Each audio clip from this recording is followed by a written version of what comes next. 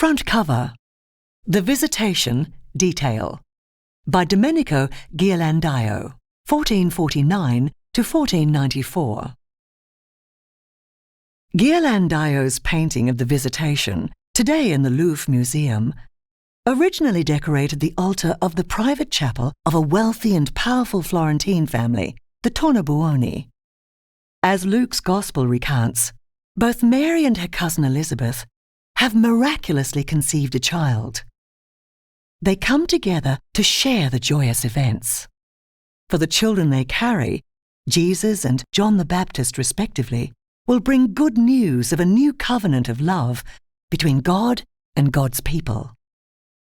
Although Elizabeth is older and thus due greater esteem, it is she who kneels before Mary. This reversal of the period's etiquette of deference reminds the viewer of Mary's exalted status as Mother of the Son of God. Yet the mood of this encounter is one of great intimacy, in which the women reach out to each other, their hands expressing reassurance and tender concern. Mary places her hands on her elderly cousin's shoulder, as if gently to reprove Elizabeth's extravagant action of honouring her younger cousin. Details in the figure's costume underline the difference in their ages. Elizabeth wears the white wimple and veil typical of middle-aged wives and widows. In contrast, Mary's transparent veil gracefully frames her youthful features. Despite Elizabeth's age and Mary's youth, Ghirlandaio evokes the bond between the two women. In this moment of exchange, Ghirlandaio invites us to ponder the enormity of God's promise to us.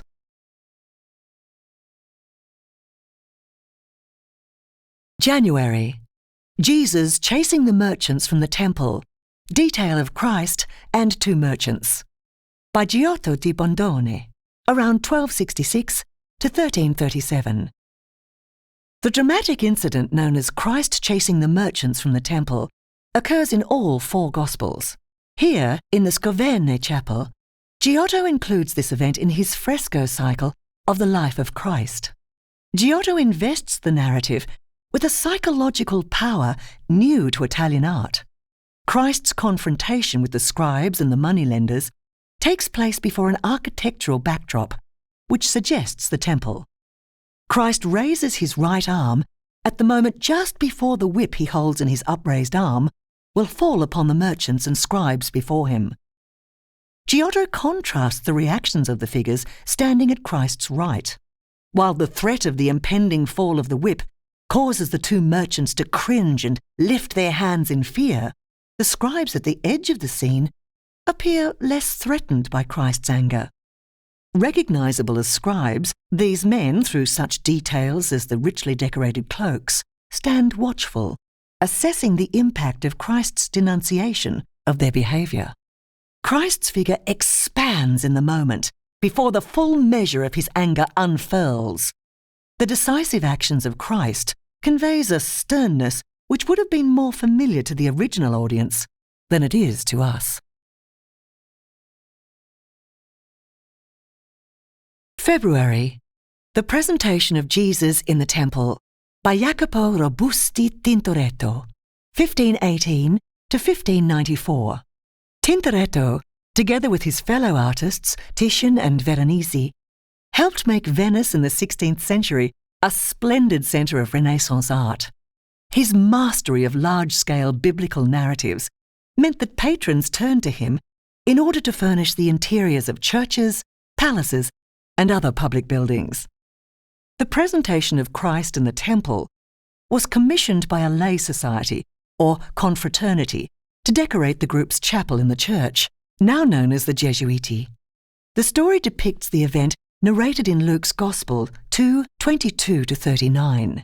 We learn how, in accordance with Jewish law, Mary and Joseph bring Jesus to the temple to be consecrated to the Lord. At the same time, Mary makes an act of purification by presenting a pair of turtle doves, or pigeons. Tintoretto imagines the temple as an ornate and richly decorated structure in the classical style. In contrast to traditional interpretations of this story, the artist depicts the scene crowded with the figures of parents and servants of the temple going about their business. We recognize Mary carrying Jesus in the center of the scene. The brilliant scarlet of her cloak makes her figure stand out among the more muted costumes of the other visitors. Tintoretto uses the space that stretches between Mary holding Christ at the right and Simeon, the high priest on the left opposite them, to dramatically intensify this meeting. As Luke tells us, God has disclosed to the devout Simeon that he will not die until he has seen the Messiah. Mary and Simeon lean towards each other across the horizontal length of the altar. The lighted candle stands between the two protagonists as a symbol of Christ's coming into the world as the Messiah, the giver of life. March, the Annunciation, by Pier Matteo Laro de Manfredi da Emilia, around 1450 to 1503-1508. Like many paintings of the Annunciation during the Renaissance, this little-known master from a small Umbrian town locates the subject in a setting which recalls the classically inspired features of ancient Greek and Roman architecture. The Virgin and the angel Gabriel kneel in the foreground against this rather grand, uncluttered space created by richly veined marble columns and soaring rounded arches. By placing the two figures on either side of the central arch, Pier Matteo da Emilia invests this moment in the narrative with an almost frozen quality.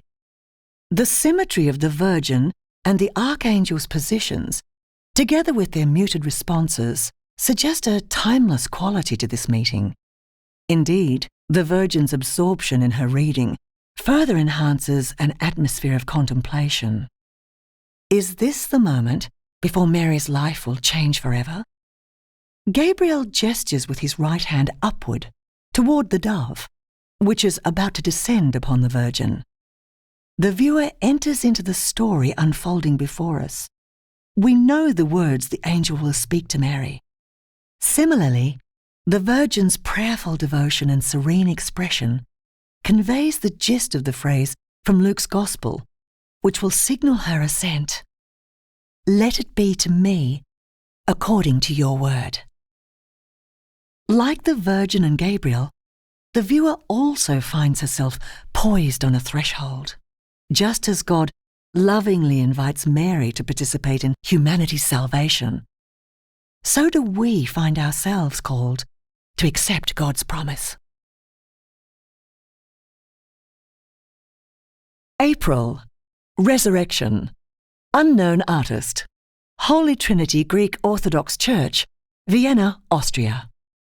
This image of the resurrection depicts the event known in the Orthodox tradition as the Anastasis. In common with other visual interpretations of this central moment in the Christian story, here the artist follows iconographic conventions which date back to the 8th century.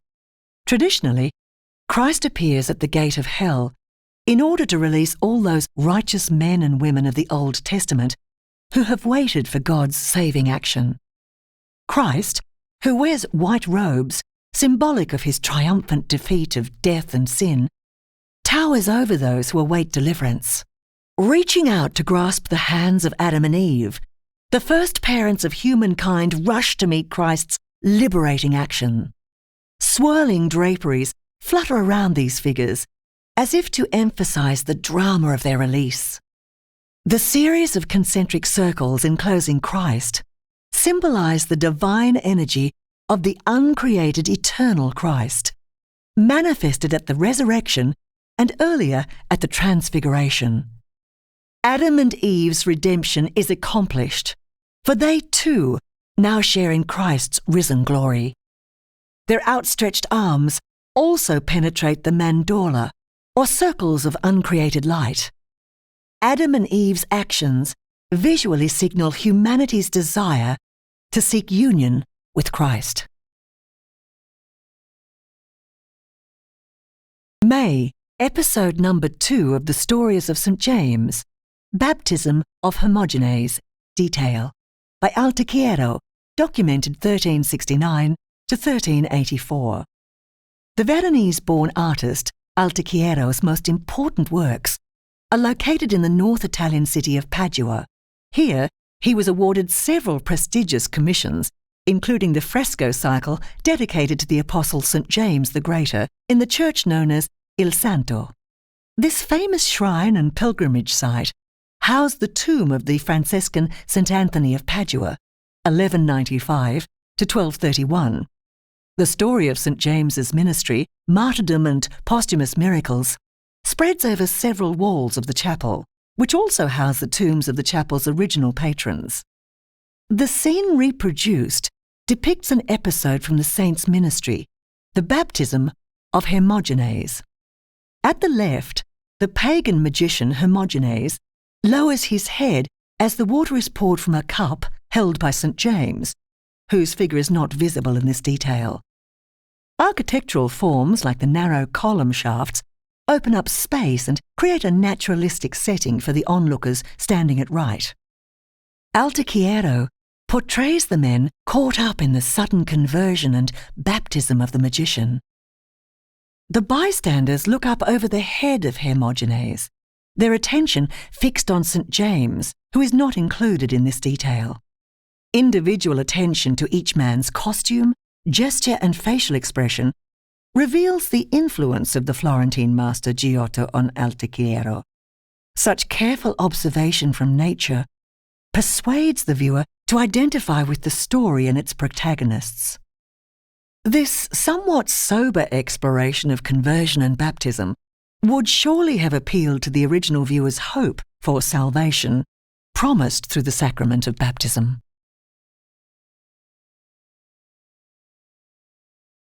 June.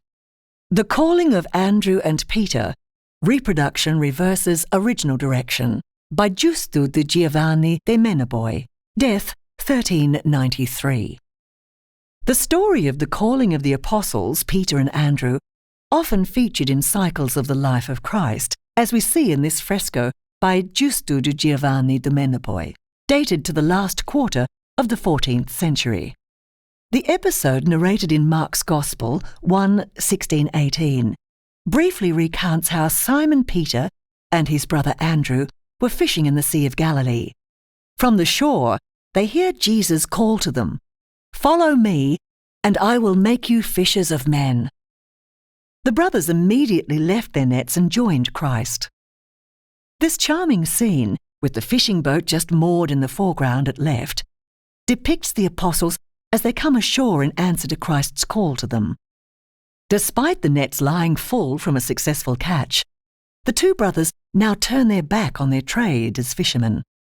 The men kneel, their hands clasped, in an attitude suggestive of the promises they will make to follow Christ.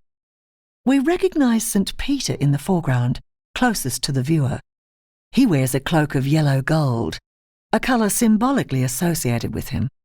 Moreover, his expression of intense devotion surely hints at his impulsive behaviour.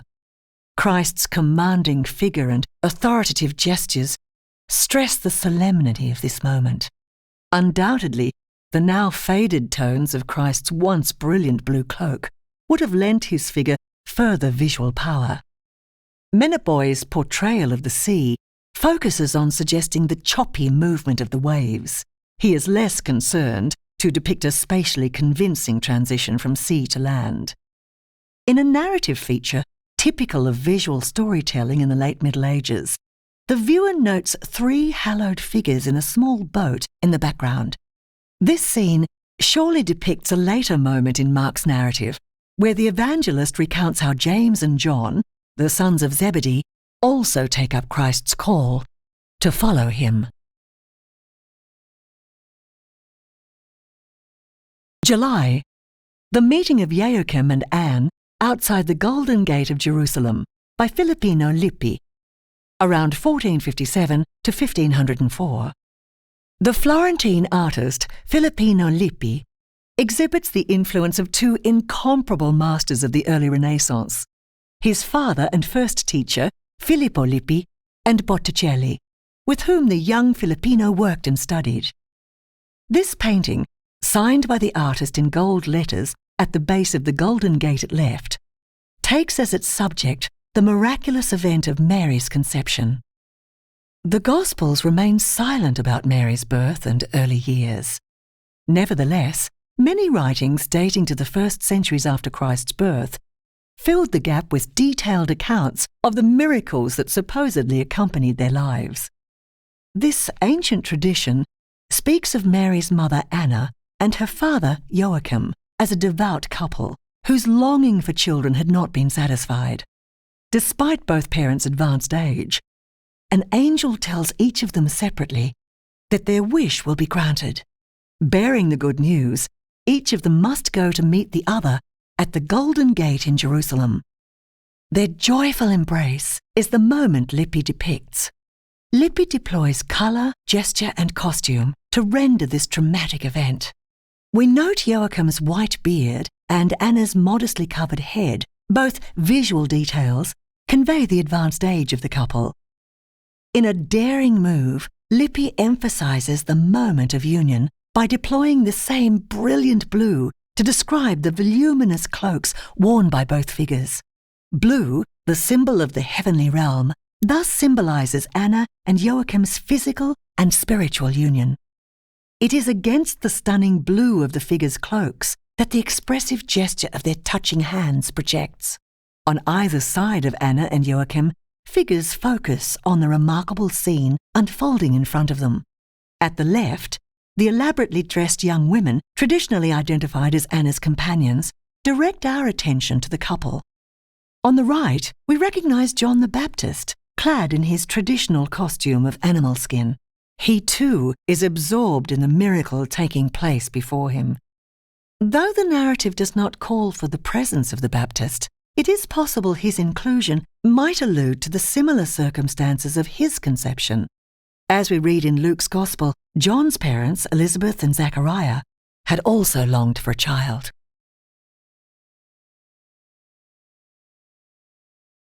August.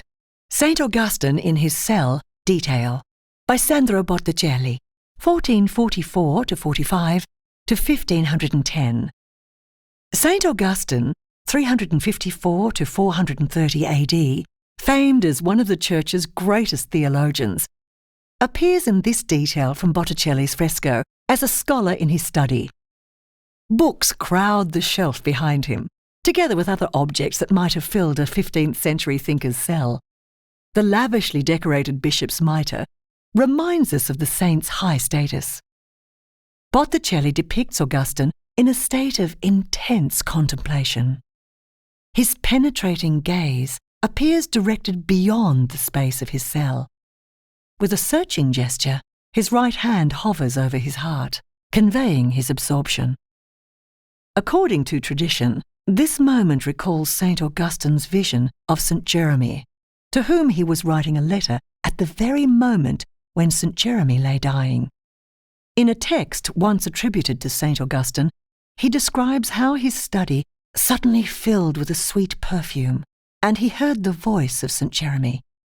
Here, in this moving image of faith-seeking consolation, Botticelli reveals how a great theologian coped with personal grief. The artist captures in St. Augustine's gesture and expression the moment of enlightenment, when grief turns to understanding. Botticelli imagines the saint's study bathed in a light where objects take on the solidity and texture of lived reality.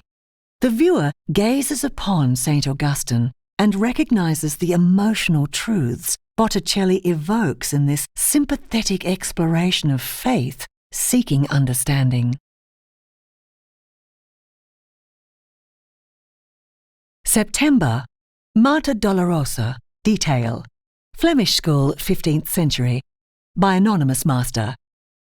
This detail from a panel depicting the sorrowful Virgin, Martyred Dolorosa, forms a diptych or pair with another panel, which may have once been hinged, enabling the paintings to be easily opened and closed.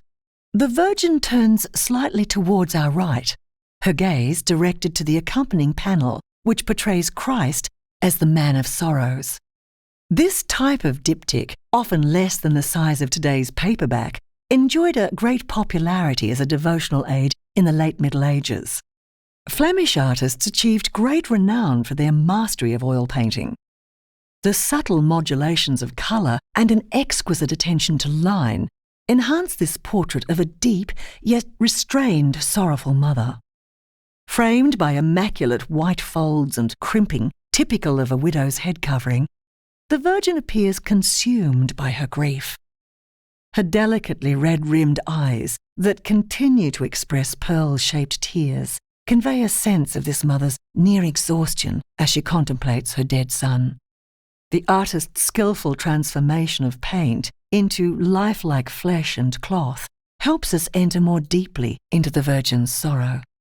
The emotional truth highlighted in the painted illusion of her physical suffering captures our imagination. The gold background makes it hard for us to situate this episode from the Virgin's life. If we try to imagine the flickering movement of candlelight against the shimmering gold within the picture, it's natural to wonder how the original viewer might have responded, as happened in the case of ancient mosaics. The light reflected from candles symbolized the heavenly realm in contrast to the earthly world. The scene invites our prayerful gaze to embrace the promise of transforming love. October, Angel Musician by Melozzo da Forlì, 1438 to 1494, Vatican Museum, Rome. Angel musicians feature in countless paintings of the Middle Ages and Renaissance.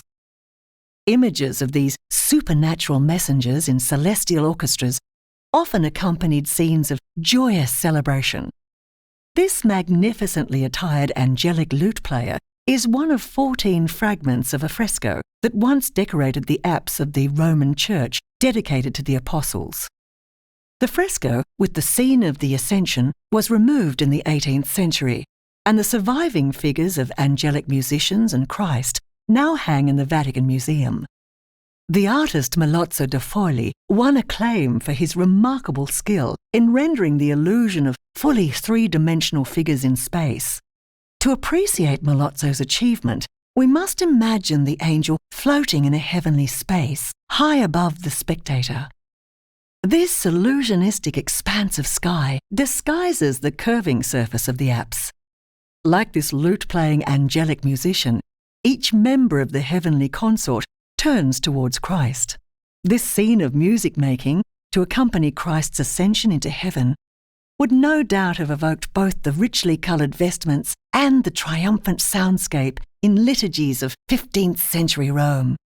Today, these golden-haired angel musicians continue to enchant us with a tantalizing visual hint of a world full of joyous sights and sounds. November, Saint Cecilia by Sidney Meteyard, 1868 to 1947. Saint Cecilia, famed as the patron saint of music, inspired a cult which can be dated to the 6th century. She is thought to have lived in the 2nd or 3rd century, during the time of persecutions of the first Christians. Little historical evidence remains of her life, so we must rely on legends which tell of her life and martyrdom. Having taken a vow of chastity, Cecilia persuaded her future husband, Valerius, a pagan, to honour her vow. Valerius converted to Christianity and was soon executed. Cecilia was arrested, tortured, and finally died from a sword blow to the neck. As she lay dying, she distributed her wealth to the poor. Her piety became associated with a love of music. As we see in the English artist Sidney Meteyard's painting, Cecilia is depicted playing an organ, or less frequently, a lute. The artist lived and worked in Birmingham, which had become a centre associated with the art movement known as the Pre-Raphaelites Brotherhood. These artists championed the style associated with Italian painters of the 14th and early 15th centuries.